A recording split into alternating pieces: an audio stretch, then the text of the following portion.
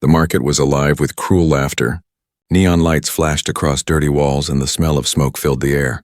On a tall stage, cages were rolled out one by one. Each cage held something broken. Each cage held someone who had lost their freedom. The crowd cheered and shouted as if this was a game. At the center of the stage, a young alien girl was dragged forward. Her wrists were tied, her face pale, and her eyes wide with fear. The slavers called her a pleasure animal, saying she was nothing more than a toy. Her small frame shook under the weight of their words. She looked no older than a teenager. But the cruelty of life had already left scars across her body. The auctioneer raised his hand and shouted for silence. The noise of the crowd lowered, and all eyes turned to the girl. The auctioneer smiled. His teeth sharp, his voice loud. "This one is special," he declared. "Rare breed, young, obedient, and perfect for your desires." The words made the crowd roar again. Men and women waved credits in the air, eager to own her, eager to break her more. In the back of the crowd stood a man, middle-aged, with gray streaks in his beard and sharp eyes. He was human, tall, broad-shouldered, and silent. Unlike the others, he did not shout. He did not laugh, he only watched. His expression gave nothing away. His hands stayed in his coat pockets, his jaw stiff. The girl scanned the crowd with terror. She had seen these faces before. She knew what awaited her. Every cruel smile reminded her of nights of pain. Every raised hand reminded her of chains that burned her skin. She wanted to scream, but no voice left her throat. Her heart begged for escape, but there was none. "Who will start the bidding?" The auctioneer called. Instantly, offers flew. The numbers climbed higher and higher. The crowd was hungry, desperate. It was not a question of if she would be sold, it was only a question of to whom. The girl lowered her head, she prayed in silence. Prayed for death over what awaited her. Her tears fell, but no one cared. The crowd laughed at her weakness. They called her names, they mocked her. To them, she was less than an animal. At that moment, the human man's hand finally moved. He raised his number plate slowly. His voice was calm when he spoke. 5,000 credits, the crowd froze. The amount was higher than expected. Murmurs rippled through the hall. Who was this man?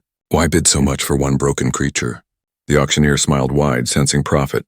5,000. Do I hear 6? Others shouted back 6, 7, 8. The numbers rose. But the man's face did not change. He raised his plate again. 10,000. The hall fell into silence. 10,000 was enough to buy a small ship. 10,000 was enough to start a business. The bidders hesitated, some angry, some suspicious, but none willing to go further. The auctioneer banged the hammer. Sold! To the human gentleman in the back. The slavers dragged the girl down from the stage. Their hands were rough. They threw her at the man's feet as if she was nothing more than trash. She stumbled and fell. Her knees hit the floor. She dared not look up. She expected his boot to strike her. She expected his hand to pull her chain, but nothing happened. The man bent down. His hand reached for her, not to hurt, not to strike, but to lift her gently. His grip was firm, steady, not cruel. For the first time, she looked up at him. His eyes were not filled with lust, they were not filled with greed. They were filled with something else, something she could not name. The slavers laughed. Enjoy your new toy. Human, they mocked. The man ignored them. He only looked at the girl and said softly, Come.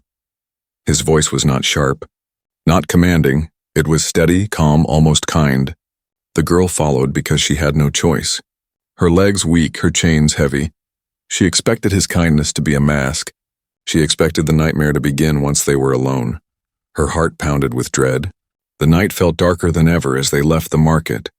The crowd's laughter echoed behind them, but deep in the girl's chest, something flickered, a strange feeling. So small she barely noticed it. It was not hope, not yet, but it was something she thought she had lost forever. Suspense hung in the air. Who was this man? And why had he paid so much for her? The answer waited in the shadows of the night. The night outside the market was cold. The neon lights of the auction faded into the distance as the human led the girl through narrow streets. His grip was not harsh, but firm enough that she would not stumble away. She walked with her head down, too afraid to meet his eyes. He guided her to a hover vehicle parked in the shadows. Its engine hummed softly. The girl hesitated, her body shook. She thought of running, but where could she go? The city was filled with hunters and slavers. If she escaped him, another would catch her and maybe worse. The man opened the door and motioned for her to get in. She obeyed. Her chains clinked against the metal seat. Her body trembled as she pressed herself against the corner, waiting for him to sit beside her. Instead, he closed the door gently and walked around to the other side. He slid into the driver's seat, his face calm, his movements controlled. The vehicle lifted from the ground. The city lights passed by like streaks of fire. The girl's eyes darted around nervously. Her heart raced faster with every turn of the wheels. She waited for him to speak, to order, to demand, but he said nothing. His silence was heavier than words. Minutes passed. Only the sound of the engine filled the space. She wrapped her thin arms around herself, trying to hide, trying to make her body smaller. In her mind, she prepared for the worst. She thought he would take her to some hidden place. She thought he would strip her of the little dignity she had left. But the man's eyes stayed fixed on the road ahead. His hands gripped the controls with steadiness. His breathing was slow, measured, not rushed, not hungry. He did not look at her the way the bidders had. That unsettled her even more. Why was he different? The silence stretched on. It became unbearable. The girl dared to glance at him from the corner of her eye. His profile was sharp under the pale light of the dashboard. Lines of age and hardship marked his face. His jaw was tight, but his eyes were heavy with something she could not name. Finally, he spoke. His voice was low, steady. "Are you cold?" The girl froze. She was not used to such a question. For a long moment she did not answer, afraid it was a trick, afraid that if she said yes, he would laugh at her weakness. She gave a small nod, almost invisible. He reached into the back seat, pulled out a folded blanket and placed it beside her. She stared at it, confused. Slowly, with shaking hands, she pulled it around her shoulders.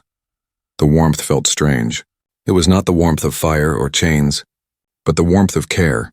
She wanted to ask why. She wanted to ask what he wanted from her. But no words left her lips, her throat felt locked. The man said nothing more. He drove on, his eyes never leaving the road. The silence returned, but it was different now. Softer, less cruel. As they left the city, the stars grew clearer above.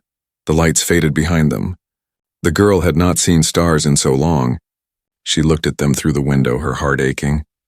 They reminded her of nights before captivity, nights when her people told stories under the sky. She turned her face away quickly, hiding her tears. The man noticed but did not speak. Instead, he adjusted the controls, guiding the vehicle toward the countryside. Towers of glass gave way to fields of shadow. The air grew cleaner, the roads quieter. For the girl, confusion built with every passing moment. If he had wanted to use her, he would not have wasted time driving so far. Why was he taking her away from the city? Why did he not look at her with hunger? Why did he cover her with a blanket? Her body told her to stay afraid. Her mind told her to expect pain, yet a small, fragile thought whispered in her heart. What if he is different? She shook her head.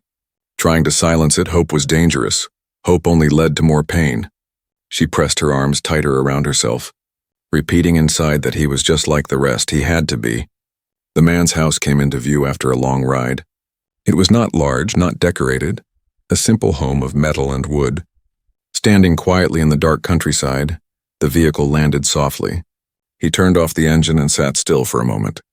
His eyes closed as if he carried a heavy weight. Then he opened the door and stepped out. He walked around and opened her door too. He did not pull her, did not shove her. He only said, "Come inside." The girl looked at the house. Her fear screamed louder now. A home was worse than a market. A home meant privacy. It meant she could disappear forever without anyone knowing. Her hand shook as she stepped out. The blanket still clutched around her. The man walked ahead, not even glancing back to see if she followed.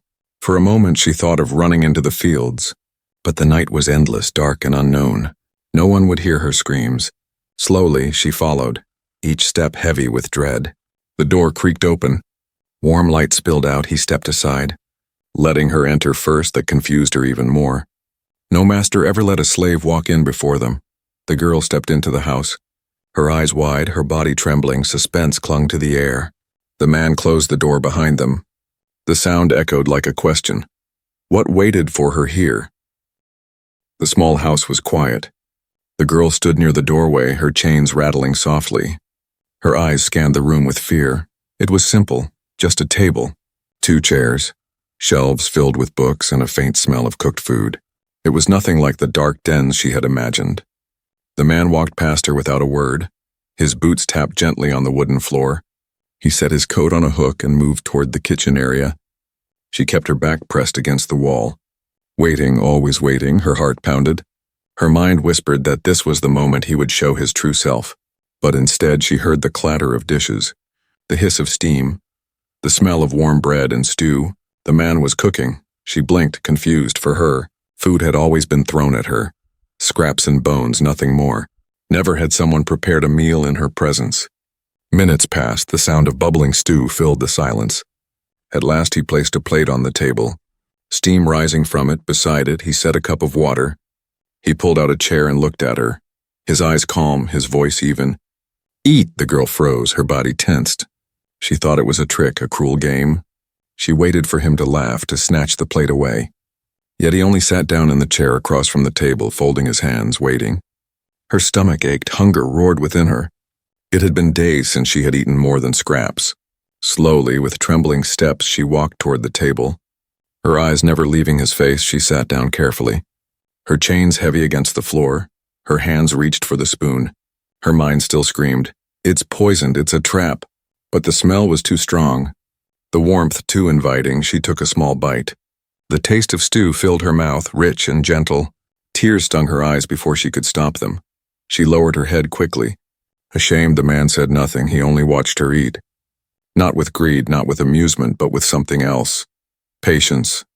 When she dropped the spoon and pressed her hands against her face, trying to hide her tears, he spoke softly. "No one will hurt you here." The words struck her like a blade.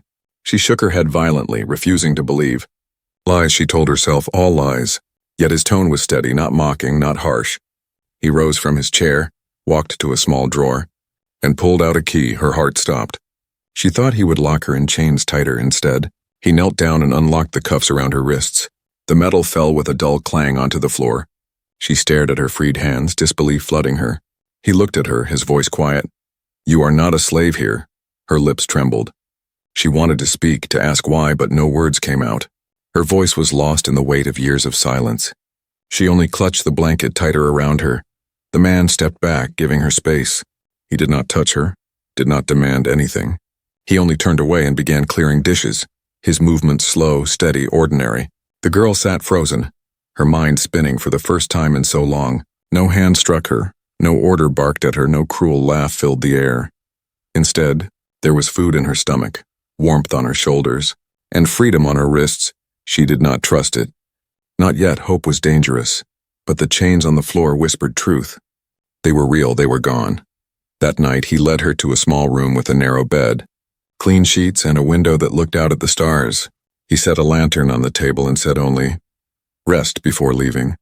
He closed the door behind him, but not locked. She sat on the edge of the bed, staring at the door. Her heart raced. She was sure he would come back in the night. She waited, minutes stretched into hours, but the door never opened. Exhaustion pulled at her body. Slowly she lay down, clutching the blanket around herself. Her eyes stared at the stars through the window. Tears slid down her cheeks silently. For the first time in years, she fell asleep without chains cutting her skin. In the other room, the man sat alone at the table, staring into the flickering light. His jaw was tense, his eyes heavy with memories. He whispered to himself words no one else could hear. "No one deserves chains." The house grew silent. The night outside deepened. Suspense lingered in the air for the girl. It was the first taste of kindness for the man. It was the beginning of something greater. What future waited for them was unknown. But the first step had been taken. The chains were broken. The morning light slipped through the window, soft and golden. The girl stirred, her eyes opening slowly. For a moment she did not remember where she was. Her body expected chains, expected shouts, but there was only silence, a blanket, and the gentle warmth of sunlight. She sat up quickly, her heart racing. Her eyes searched the small room. The bed was real, the window was real, the freedom was real, yet fear still clung to her. Whispering that it could not last from the other room, she heard the faint sound of movement, the clink of metal against wood. Carefully, she stood and walked to the door. Her bare feet touched the wooden floor with quiet steps. She peeked out. Her new master, no, her rescuer, was sitting at the table. A cup of tea in his hand. He noticed her and nodded gently. You slept, he said, his voice calm, not sharp. She nodded in return, her throat tight. She expected him to order her to work, but instead he gestured to the chair opposite him. Sit, she obeyed, sitting carefully. Her hands twisted together nervously. He poured another cup of tea and slid it toward her. The steam rose, soft and comforting. She stared at it as if it was another trick. Slowly, she lifted the cup to her lips and drank. The warmth spread through her chest. The man's eyes lingered on her for a long moment. Then he sighed. His voice grew heavy. You are afraid of me. It was not a question, but a truth spoken aloud. She lowered her gaze, ashamed. He nodded as if he understood. He set his cup down and leaned back in his chair. I was a soldier once, he said quietly. I saw too many things, too many people broken, too many treated as less than dirt. His voice was low, steady, carrying the weight of memory. He looked past her, his eyes lost in the distance. I lost my wife in the war. She was kind, stronger than me. She believed every life mattered. I failed to protect her. The girl's heart tightened. She had not expected him to share such words. Humans, to her, were always cruel in the stories she had heard. Yet here was one speaking of pain, of loss, of love. I saw what they did to prisoners, he continued. They sold them, broke them, destroyed them. And every time I looked at it, I thought of my wife. I thought of what she would say. She would have told me to act, not stand by. He looked at the girl now, his eyes sharper. That is why I bought you. Her breath caught, her fingers clenched the cup tighter. She shook her head faintly, not understanding. Not to own, he said firmly. To save. The words hit her like a storm. She stared at him, confusion and fear clashing with a strange warmth she did not want to feel. Why? She whispered, her voice hoarse from disuse. He studied her face, his expression softened. Because no one deserves chains. Her eyes burned with sudden tears. She wanted to believe him. She wanted to throw herself into the hope his words gave. But her scars screamed louder. She pulled her sleeves up slightly, showing the marks on her wrists. Thin lines of burned skin, she whispered. They said I was nothing. The man's jaw tightened. His hand curled into a fist, his voice grew rough. They lied. She looked at him, her lips trembling.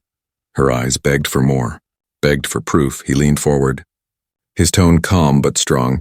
You are not an animal. You are not nothing. You are alive. You are worth more than they ever let you believe. Her tears fell freely now. She covered her face with her hands. The sobs shook her thin frame. For years she had buried the pain. For years she had believed the lies. Now someone told her otherwise, and the walls inside her cracked. The man did not move closer. He did not touch her. He let her cry. He knew scars were not only on skin, but deeper, hidden, burning inside. When her sobs grew softer, she lowered her hands. Her eyes red, her voice a whisper. I don't know how to be free. His gaze held hers, steady and certain. Then learn here, he said. One day at a time, no rush, no demands, only space to heal. She looked down, the words sinking into her heart like seeds, fragile but real for the first time in so long. She felt something unfamiliar, something dangerous but beautiful. She felt the beginning of trust. The silence stretched between them. But it was not heavy anymore, it was gentle. The kind of silence that allowed breathing. The kind of silence that felt safe. The girl touched her wrists where the chains once were. Her scars still burned, but now for the first time, they were not just marks of pain. They were proof that she had survived. And maybe, just maybe, she could learn to live. Days turned into weeks. The girl no longer woke to the sound of chains or cruel voices. Instead, she woke to the smell of bread baking, to the quiet hum of birds outside the window. At first she thought it was a dream, but every morning it was the same. The man kept his word. He gave her food, clothing, and shelter. He never raised his hand against her, never shouted, never demanded. His silence was heavy sometimes, but it was not cruel, it was patient at first. She moved like a shadow in the house, her steps soft, her eyes lowered. She thought if she made no noise, she would not anger him. But slowly she began to notice something. He was not waiting for her to fail. He was waiting for her to live. One morning, she found him in the garden behind the house. He was kneeling in the dirt, his hands rough with soil. He looked up at her and smiled faintly. Come, he said simply. She hesitated, but then stepped closer. He handed her a small seed and pointed to the soil. Plant it. Her fingers trembled as she pressed the seed into the earth. Covering it with dirt, it felt strange. The last time her hands had touched the ground, it was to scrub filthy floors as punishment. But here the ground felt alive. Warm, safe. She looked at him confused. He nodded. Life grows when we care for it. His words lingered in her heart. That night she dreamed of gardens instead of cages. She began helping more, sweeping floors, setting the table, tending to plants. At first it was out of habit. Work was survival. But she noticed he never demanded it. Never scolded her if she forgot. He only thanked her when she did. His thanks were simple, but to her, they were treasure. Slowly, her fear began to fade. It did not vanish completely. Scars ran deep. But small pieces of trust took root. One evening, she sat at the table while he read from a book. His voice low, steady, the words were stories of distant lands. Tales of courage. She listened quietly. Her lips curved slightly upward. It was not a full smile. But it was the first in years, he noticed, but did not comment. He only read on, letting the moment be. She began speaking little by little. At first, one-word answers, then small questions. Her voice was soft, uncertain, but it grew stronger each day. The man never pushed, never demanded more. He let her speak at her own pace one night as they ate. She whispered his name for the first time. It felt strange on her tongue, but it made his eyes soften. He nodded and smiled, and she felt something warm in her chest. Something she did not dare call happiness. Not yet, but outside their small home, the world noticed. The slavers who had lost her in the auction began whispering. They had heard that the human did not treat her as property. They said he was defying the system, mocking the rules. Some laughed, others grew angry. A slave who lives like a wife, they sneered. It cannot be allowed. Rumors spread through the nearby town. Some were curious, some disgusted. A few wondered if maybe the human was right. But the powerful men, the ones who profited from chains, began to watch more closely. The girl sensed the danger before he spoke of it. She saw the way strangers looked at her in the market.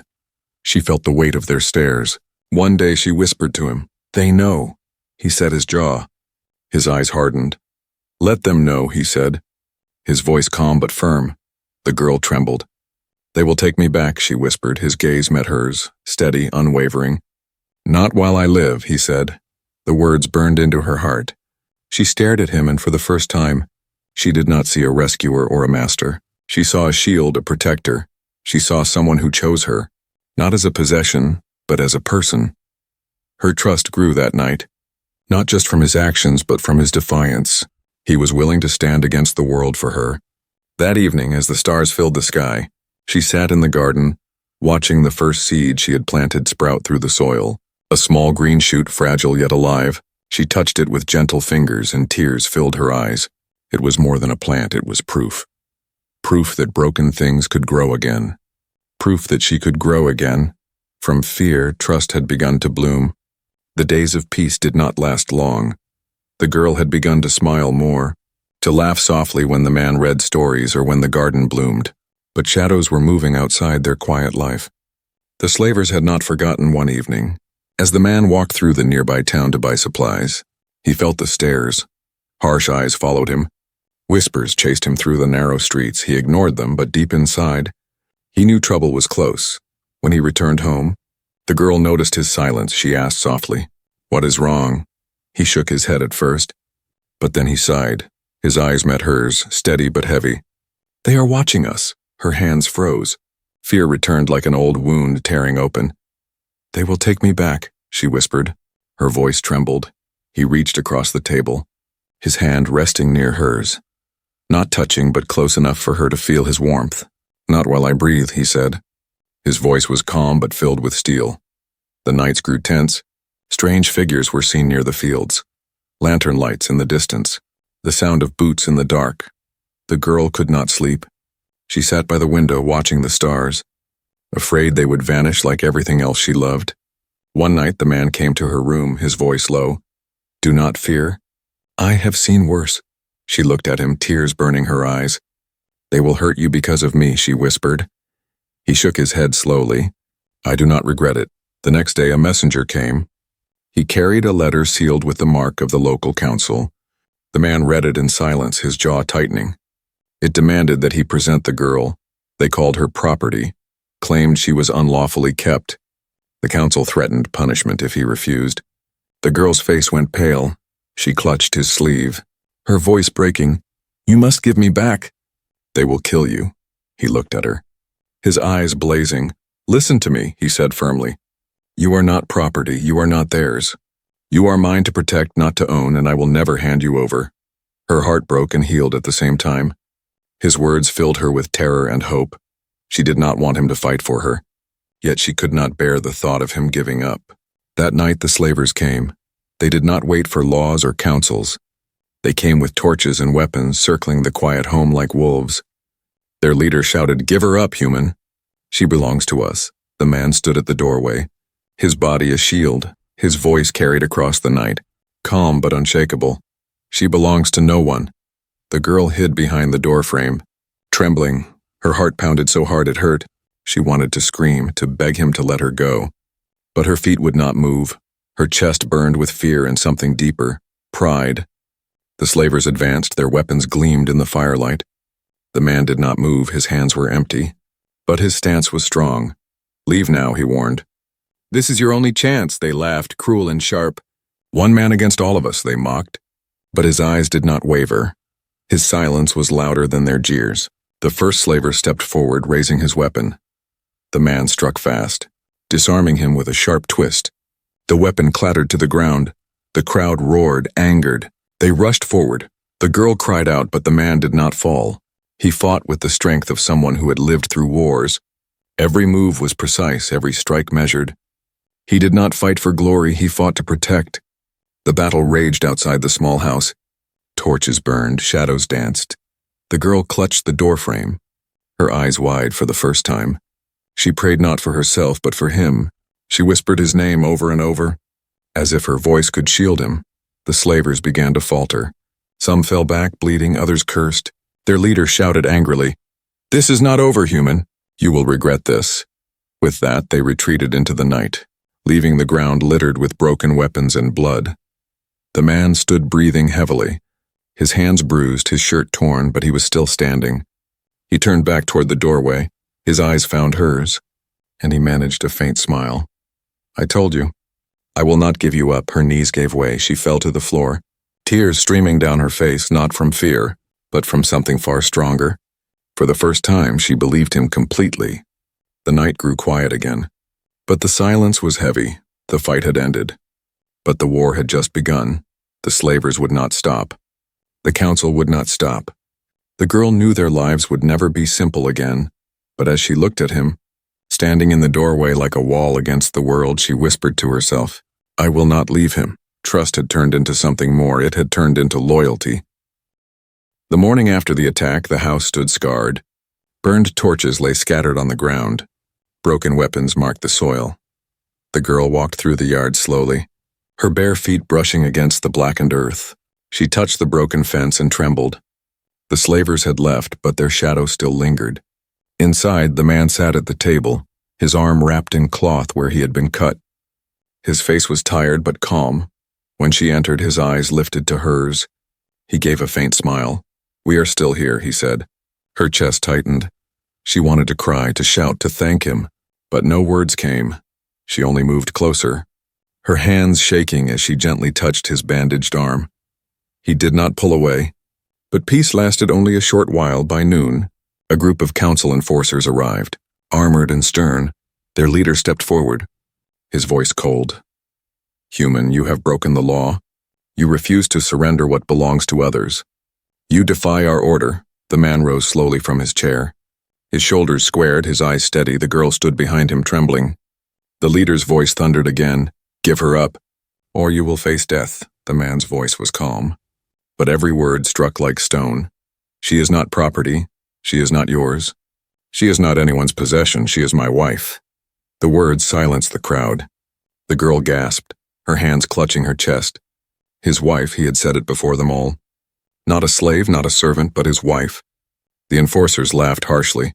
"A wife to an animal," one sneered. But others shifted uneasily. Doubt flickered in their eyes. The man's declaration was bold, dangerous, yet powerful. He stepped forward, his voice carrying, "You call her animal because it is easier than seeing her as a person. You chain her kind because you fear their strength. You hide your cruelty behind laws, but I will not. I will stand against you. I will protect her even if it costs my life." The girl's knees weakened. Tears filled her eyes. She had dreamed of freedom, but never of such words. No one had ever spoken for her. No one had ever claimed her as family. She whispered softly, almost to herself. "Why me?" He turned slightly, his eyes meeting hers. "Because you deserve to live, because you deserve to be loved." The crowd stirred. Some enforcers looked uncertain. The leader grew angry. "Enough. Take them both," he ordered. The soldiers moved forward, but hesitation showed in their steps. The girl stepped out from behind the man. Her body shook, but her voice rose for the first time with strength. "I am not an animal," she cried. "I am not property. I'm alive." The words struck like thunder. Her voice carried beyond the yard, reaching the villagers who had gathered to watch. Murmurs rose, people whispered, some nodded, some looked ashamed. The man placed his hand on her shoulder, steadying her. Together they stood side by side. The soldiers hesitated. They were trained to obey, but in their hearts doubt grew. The leader shouted again, but fewer followed. His power cracked under the weight of truth. The man raised his voice once more. "If you take her, you will kill me too if you kill me. The world will know why. They will know your cruelty. They will know you fear freedom." The silence stretched. The enforcers lowered their weapons slowly. The leader cursed but saw the shift, his control slipping. He turned sharply and barked for retreat. His soldiers followed, leaving with anger but also shame. When they were gone, the villagers remained, their eyes filled with something new, not mockery, not greed, but respect. They had seen the truth. They had heard the girl's cry. The girl turned to the man, her tears streaming. "You called me your wife," she whispered. Her voice broke with disbelief. He looked at her with gentle eyes. "Because that is what you are to me. Not property, not slave, but partner, equal, family." Her heart shattered and healed all at once. She stepped closer, her hands trembling as she reached for him. He embraced her softly, his arms strong but gentle for the first time. She felt safe in someone's hold. The villagers bowed their heads, some even wept. A seed had been planted in their hearts. The cruel system would not fall in one night, but change had begun under the wide sky. The man and the girl stood together. No chains, no fear, only the promise of tomorrow. She had been sold as nothing, but now she was chosen as everything, his wife, his choice.